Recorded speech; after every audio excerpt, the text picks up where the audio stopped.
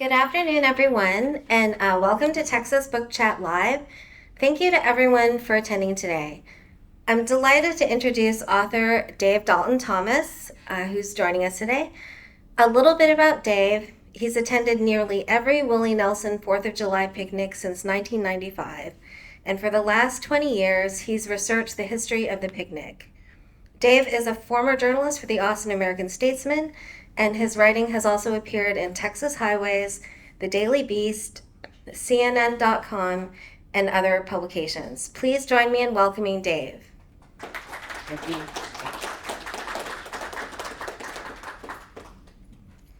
So I love how in the preface to this book, you tell the story of being a 23-year-old journalist who's invited by Willie's team to get the word out about the 1995 Willie's 4th of July picnic.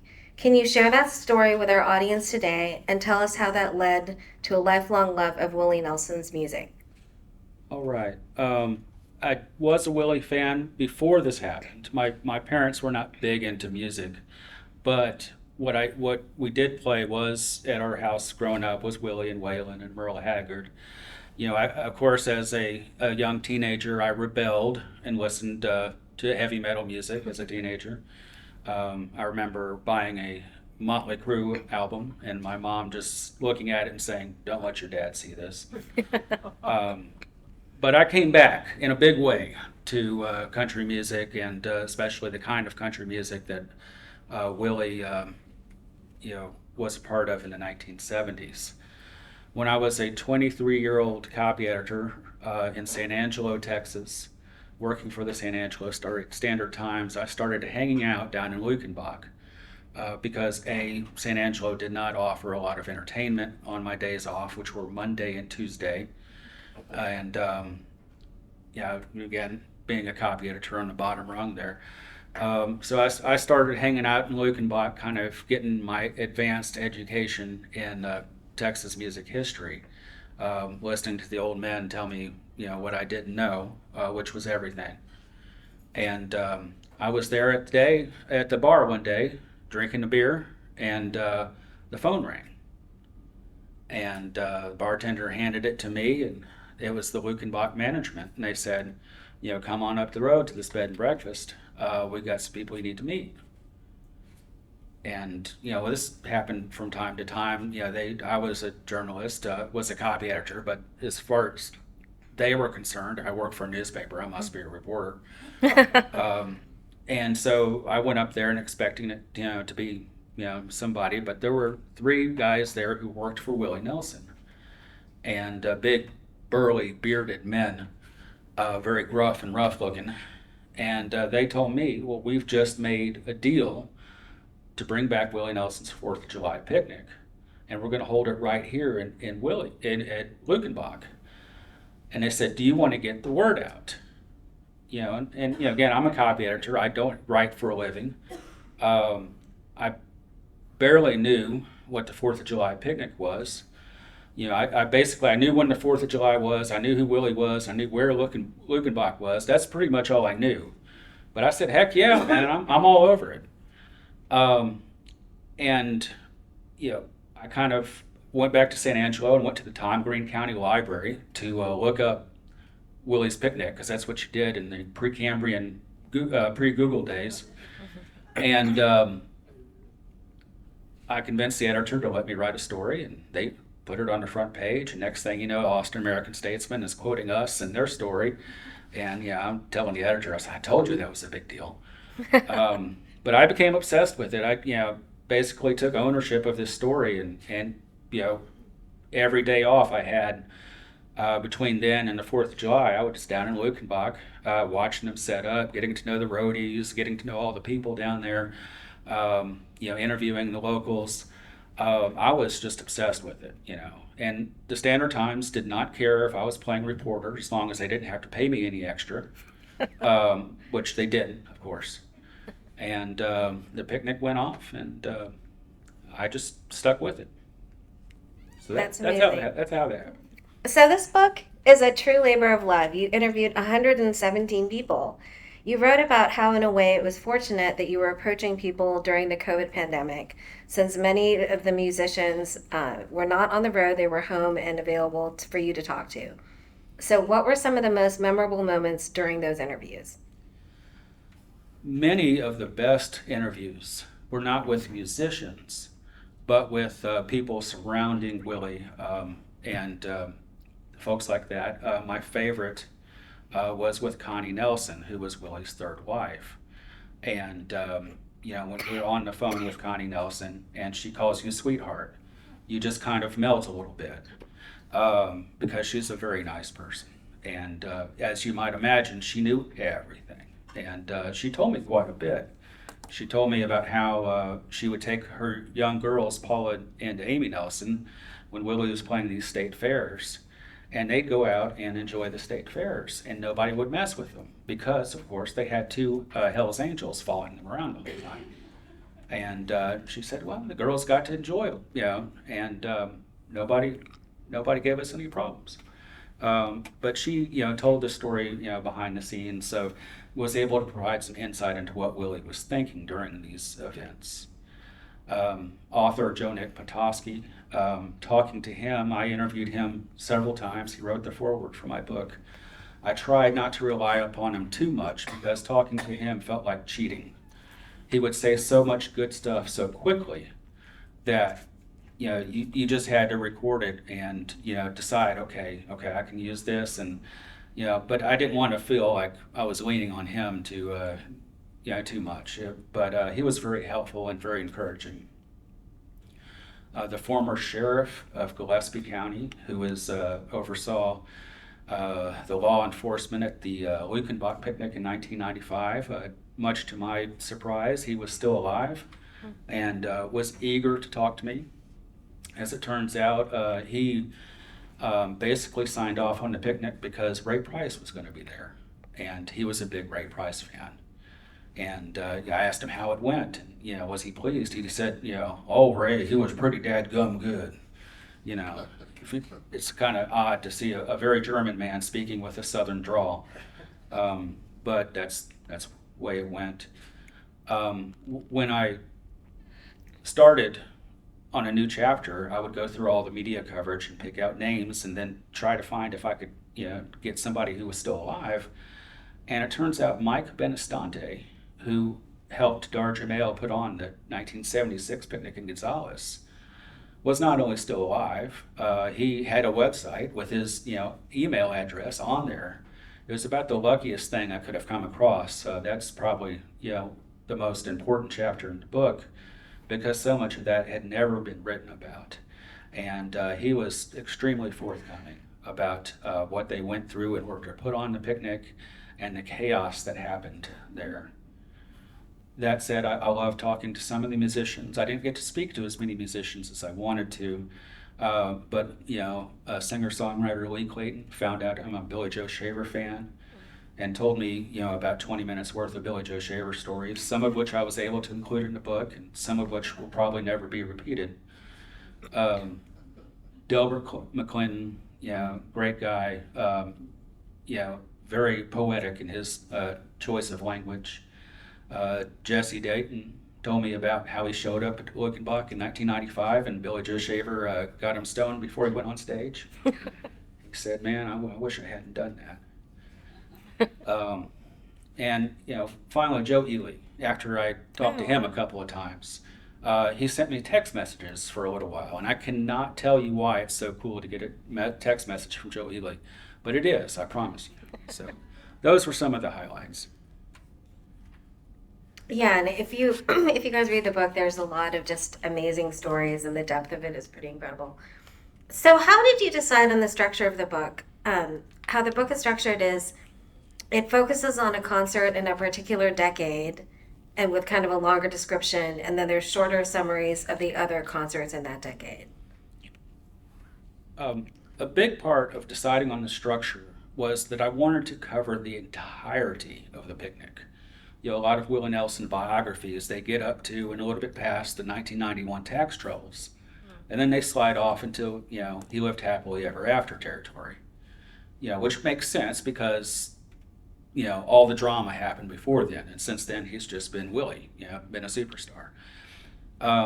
But I came on the scene in 1995, and I wanted my experiences to be documented. And I wanted to show the picnic as it evolved over the years, as the Willie evolved, as his friends evolved, and as the music culture itself changed. So that was important to me. I decided, still nobody was going to read 500 words about each picnic. That wasn't going to work. So I decided to pick 10 picnics that had, a lot of story to tell, that represented a big shift in the event, and were worth, having a full chapter devoted to them. And then fill in the rest with smaller summaries between the chapters. And that really worked out for me, helped me organize my thoughts. So much of the way the book is organized, and especially within the chapters, is helping me write that first book, because I'd never written anything longer than a couple of thousand words. And now you're staring at a 75,000 word book, and you just, you start sweating just thinking about it. How do I organize all this? Well, I put it in smaller blocks. No, and I think it's a really effective structure. So in the book, one of the main elements, almost like its own character, is the heat the fans experience during the concerts. You have a quote from a Canadian journalist in Chapter 3 about the 1980 concert. The cruel, murderous Texas sun was relentless, brains baked, bodies peeled, hundreds passed out. How does that outdoor element, the heat, the crowds, the humidity, contribute to this kind of legendary element of the concerts? Because sometimes when people talk about the concerts they went to, it's almost like a badge of honor for having survived. That poor guy from Ottawa, he poured out all his misery into his story.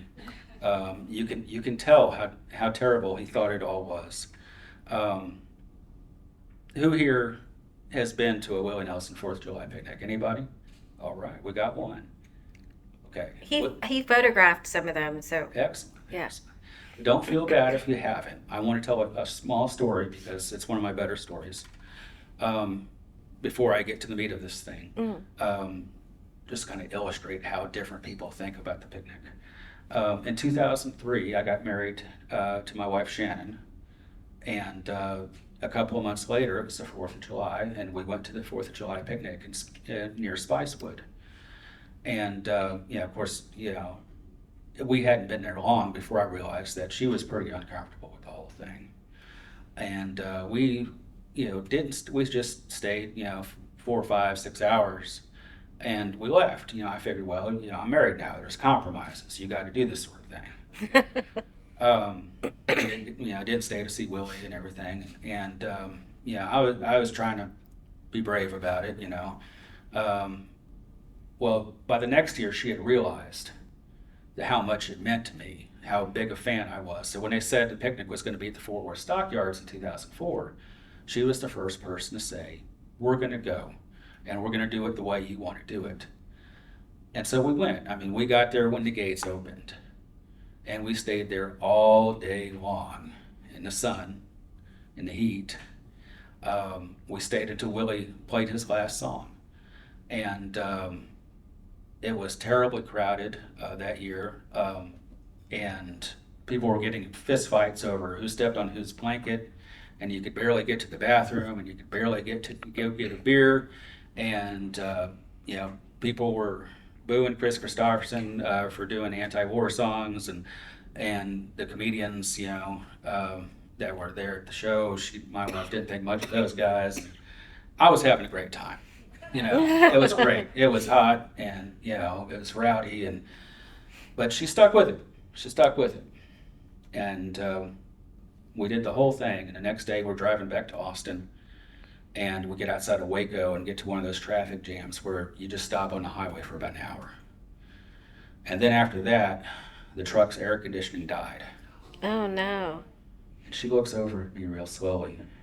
She says, "Honey, I love you, but I'm never doing this shit again." And I said, "You don't mind if I do, right?" She's like, you go and have fun. So that's how that worked. So she is not a picnic fan. I'm of a big mind. I'm of a mind that something difficult can be remembered fondly, given a little distance with which to remember it. Something that's challenging. You can think, well, I survived that. That was great. Other people, think, if it was miserable then, it's miserable now. No fun in thinking that you did that. So.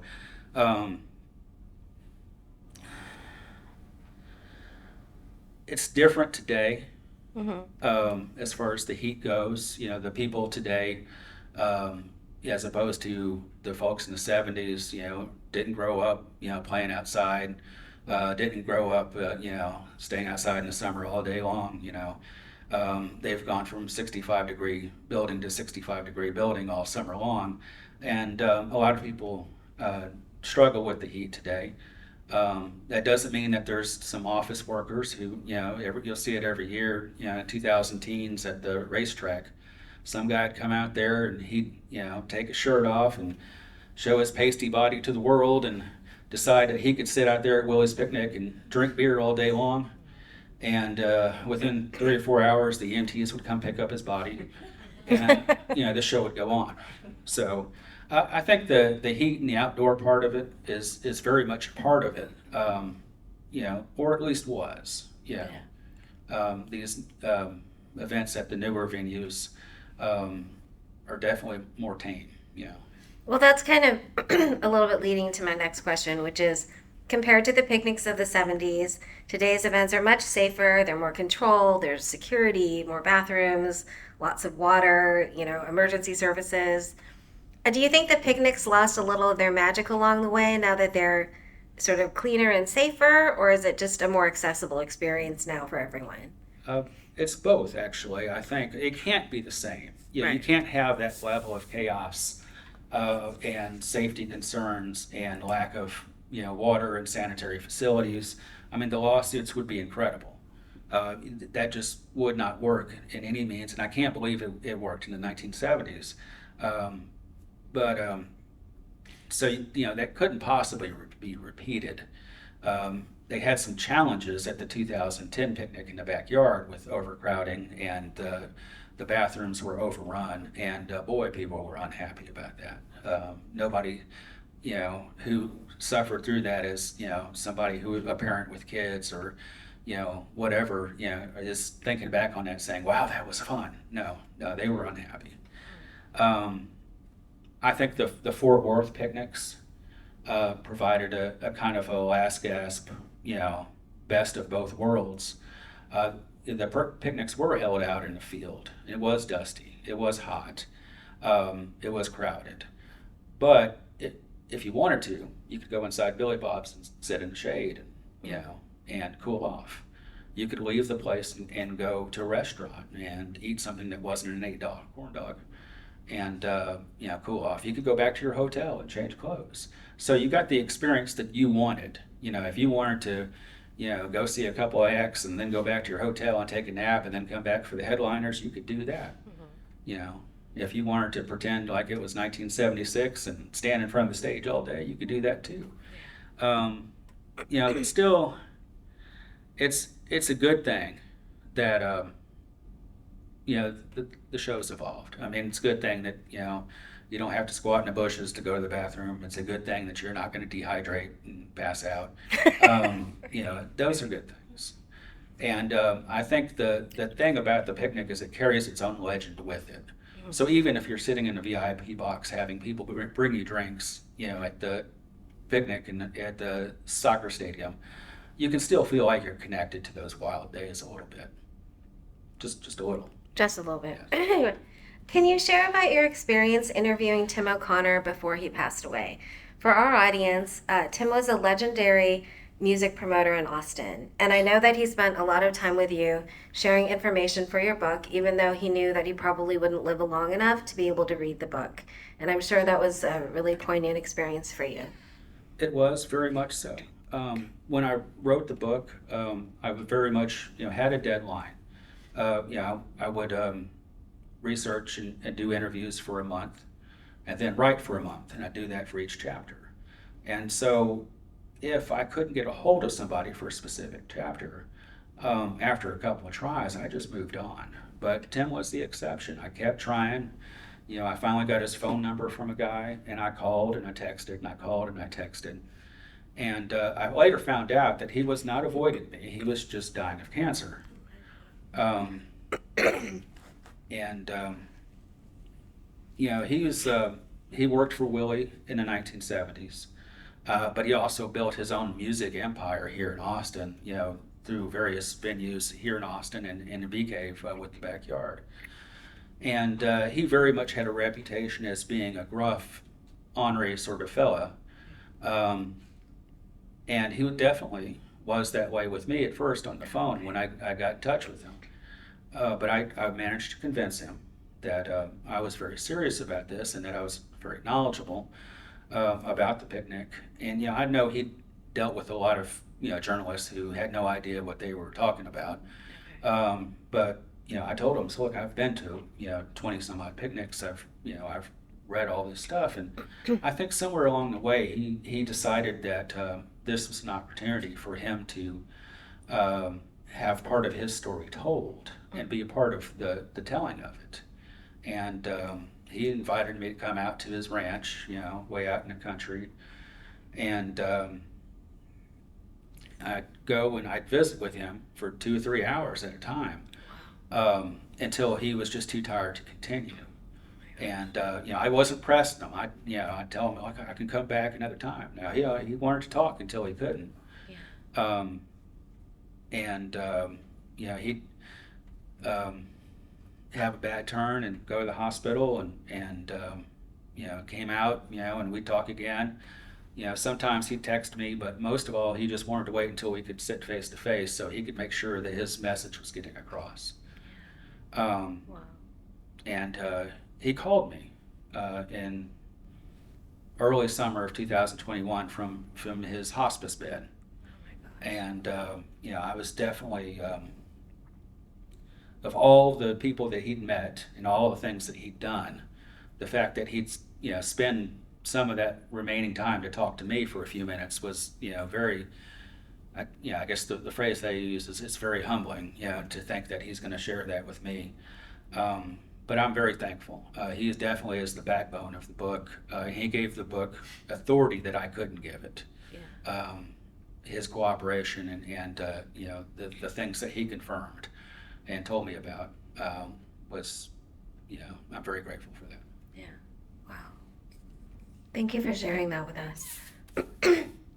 So how do you feel about the Willie Nelson picnic being in Camden, New Jersey last year? I read it where it was the first time it wasn't in Texas in 15 years. Sure.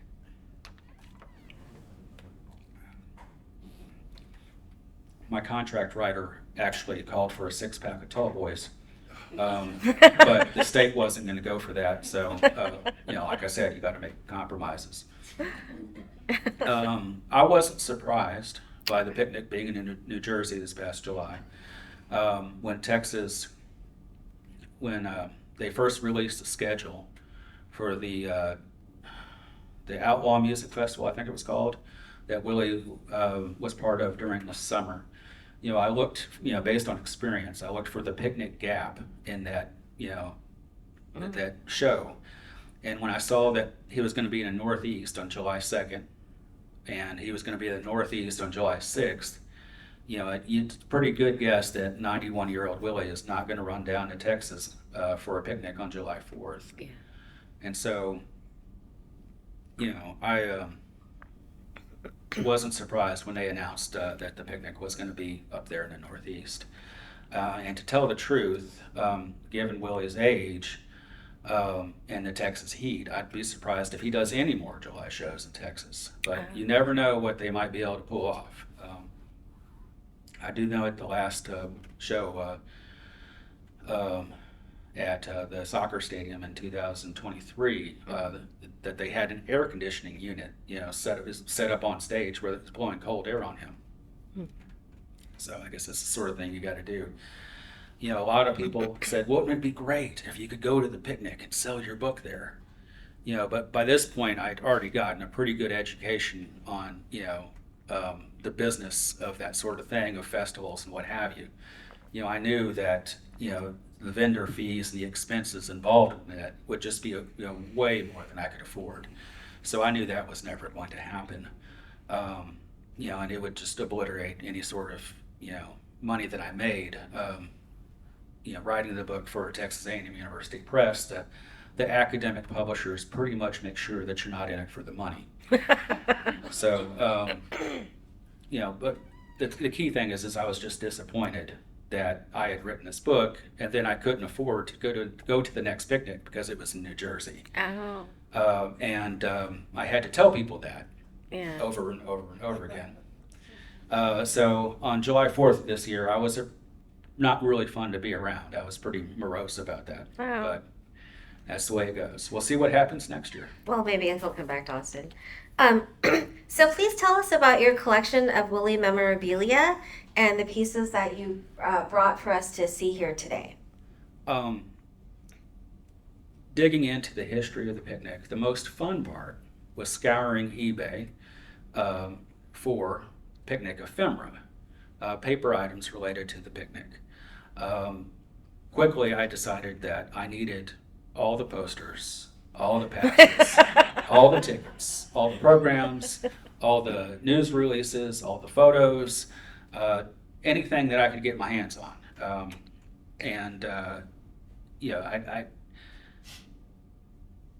There was a time when that was pretty affordable, actually. I kind of justified that by saying, well, it's not Beatles memorabilia or Elvis, which was selling for tens of thousands of dollars. I mean, you could get a good Willie picnic poster for $100. It's not that way anymore. So please be nice to my stuff back there. I could never afford to replace it. Most of the pics, I did bring a couple items. The two larger posters both advertise. The one on the left is from 1976 and Gonzales, and it advertises the picnic as being the last picnic, which Willie was fond of saying for a while as he got chased out of one town after another. The larger one on the right was a road sign leading to Willie's Pedernales golf course. And again, it was advertised as the last picnic. And at this point, Willie was a movie star, and he didn't need the picnics to make him famous anymore. And the picnic actually did take a couple of years off after that one, but he got the itch to do it again, and next thing you know, we're rolling again. If you're keeping track of the last picnics, 1987 was also a last picnic, but we've had a lot more since then. Most of my collection is just stuff that's rare, not unique, although when I inherited some money, I got a little overexcited and I attended an auction where I won a Ray Benson belt buckle that was given to him at the 1987 picnic. So that's the kind of the crown jewel of my honky-tonk garage. I've had some access to some old men, I'm sure, who have fantastic stuff, but my philosophy is never to ask for anything but information, because it seems like that's already asking for a lot. And one of the bonuses is doing the book, I got to talk to some of the artists who did these posters. Oh, that's cool. And that was really cool for me, talking to people like Danny Garrett and Jim Franklin. So how do you find the line between being a super fan and being a journalist and historian? I know there's a balance there that can be tough to find between, kind of having that fan moment, but also getting all the facts that you want. I think, especially lately, with the idea of being a fan of somebody, or somebody to be your hero, is to insist that that person cannot do any wrong, and never has done any wrong, anything wrong. And I don't agree with that at all. Just the way I was brought up, I mean, the fact that Willie is kind of a hero to me means that I hold him to a higher standard. I hold him accountable for any mistakes he may have made. And he did make some with the picnics, putting people in charge who maybe should not have been in charge. His kind of hands off, hey, let's just see what happened approach to some things caused some picnics to go kind of off the rails. And 4 of the picnics that I included, that I featured in the book, are featured because they went off the rails. Just the trouble kind of overwhelmed them. And I was in my newspaper career. The first 17 of those years I spent as a copy editor. And as a copy editor, you sit at a desk all day long. You don't get to go fun places. You don't have your name at the top of the story unless you're a copy editor with a writing problem like I was. You work nights and weekends and holidays. It's basically not a lot of fun, really, but why did I do it? I did it because I thought it was important. And so, getting things right, is kind of key to my approach to things. And of course, this could lead to a discussion about the dissolution of the copy desks in the state of journalism, but we would definitely need the tall boys for that, and some latitude for some R-rated language. So we can skip that part. So part of what we do here at the Texas State Library and Archives Commission is preserve history in many different forms. For you, what are you most proud of having captured with this book? I wrote the book because nobody else would. Okay. If Joe Nick Potosky had written this book, I would have been first in line to buy it. I really wanted the story to be told. In 2007, I started going, while I was working nights at the Statesman, I started plundering their archives for everything that had been written about the picnic. Photocopied it all at work while I was there, stealing their office supplies. Went down to the morgue and got all the paper copies and stuff of the stories from the 70s. Went through the LexisNexis to get information from other newspapers. And so much of what had been written about the history of the picnic, I mean, the coverage of the picnic that happened, that was fine. But when people started reflecting on the history of it, so much of it was wrong. Okay. And I wanted to get that right. And I feel like I did. And that's what I'm proud of. I know, if I started the book sooner, I could have talked to more people. I'm sure there's stuff that has been missed, knowledge that has been lost. What we do have, I think, is correct, and I'm proud of that. But on my book tour that I did this past spring and early summer, I did a book tour of Texas. I got a little carried away with it. I'm kind of an optimistic guy, despite many reasons that I shouldn't be. Constant lessons to the otherwise.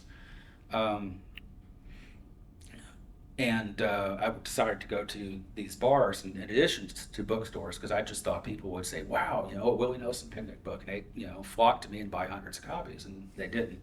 I started referring to my book tour as Dave's empty bar tour. But every once in a while, somebody would come up and say, hey, thank you for writing this. These were Willie Nelson fans who felt like this covered something that hadn't been covered. Thank you for being a part of this. Thank you for writing this. And one guy took it a step further. I was in San Angelo, and he's the guy that had started a Facebook group for Willie Nelson fans, and he was very much one of those Willie super fans. And he pointed at the title of the book, and he said, "Hey, you're a part of this now." Oh, that's nice. And that kind of brought that home. In the space of 30 years, I went from that young guy in Lukenbach trying to figure out what was going on to now being a part of the history of it. So, that's what I'm proud of. Yeah. No, that's wonderful. Um, so what else would you like to share with our audience that I haven't asked? I think this book would be a wonderful Christmas present for everybody, for everybody that you know. Multiple copies, you can't do too many. But seriously, thank you all for being here. I'm going to be at the A&M Press tent at the Sunday of the Texas Book Festival. Oh, okay. They're not getting me to speak or anything. They had to make room for Matthew McConaughey. But I'll be there signing books. And thank you for coming, and thank you for your interest. So we'll have the Q&A portion of our event next. Please raise your hand if you have a question, and Jason will bring you the mic. First of all, thank you for sharing your experiences in writing this book. Very, very interesting. I really enjoyed it. Have you heard from Willie or through any of his people since you wrote the book? Did you send him a copy of it? I tried to send him a copy. His publicist said, no, that's okay. When I first started writing the book, it was right when COVID hit. And, I didn't even reach out to Willie for the first year because, you don't want to be the guy who kills Willie. But I worked hard, trying, to get his publicist to agree to do an interview with me or to acknowledge the book in some way. For the next year after that, I'd worked with her in the past, and I figured, well, we got this in the can. But for whatever reason, Willie and his, immediate group, I talked to many of the people around that immediate group, but did not respond to me. And I had interviewed him at other times in the past. So I'm not sure exactly why. It still feels a little weird to me, but I'll settle for the fact that nobody has said anything bad about the book. Dave and I are former coworkers, but I'll be nicer. First of all, thank you for sharing all these stories, Dave. They've been fantastic. I did want to ask you, this kind of ties into Willie's music and his band movement, maybe more so than the picnic, but his sister Bobby passed away within the last year or so. Such an integral part of his band. I wonder if you have any sense for what she brought to him as a musician and as being part of his band. And looking forward, Willie is in his 90s now. If this picnic tradition continues, do you see someone like Lucas or someone else maybe picking it up and carrying it forward? I'm just curious. The family thing has been huge for Willie. I mean, he named his band The Family.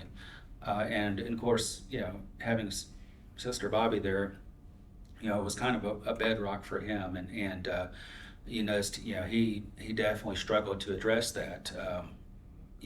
Willie is sometimes less forthcoming on sharing, these sort of, his thoughts on these sort of things. But the band is a big part, the family is a big part of the picnic. And Willie, I know when I interviewed him in the late 2010s, he spoke about the joy he felt sharing the stage with his offspring, as well as his sister. His offspring, that sounds kind of bad, his children. Sorry, I was getting a little scientific on you there. Sharing the stage with his children. And I think that, I'm not sure, it's a question that comes up, would Lucas or Micah carry on the picnic? I think Joe Nick Petoskey pointed out to me that this was the first festival that was named after an individual. I mean, you had Woodstock, you had Newport Jazz Fest, but this is Willie Nelson's 4th of July picnic. And I'm not sure that it's Willie Nelson's 4th of July picnic without Willie. It's hard to get an answer on that. When I did a story about Luck, Texas, Willie Nelson's ranch where they have the Luck reunion, I started to ask, one of the guys I was talking to, is like, well, what happens with this when Willie's gone? He said, hey, we don't talk about a world without Willie in it. So even though he's 91, I'm sure, nobody's going to be quoted on what the future plans are. So thank you everyone so much for attending. Please join me in thanking Dave for being here.